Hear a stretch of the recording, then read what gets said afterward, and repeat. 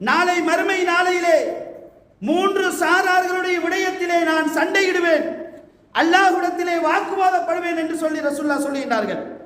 அந்த மூன்று பேரும் யார் என்று சொன்னால், ரஜுலுன் உஅதிய பிஹி சும்ம கதர், அதாவது ஒரு மனிதர் சத்தியம் செய்கின்றான், அல்லாஹ்வுடைய பெயரை சொல்லி சத்தியமாக, அல்லாஹ்வின் மீது சத்தியமாக என்று சத்தியம் செய்கின்றான்.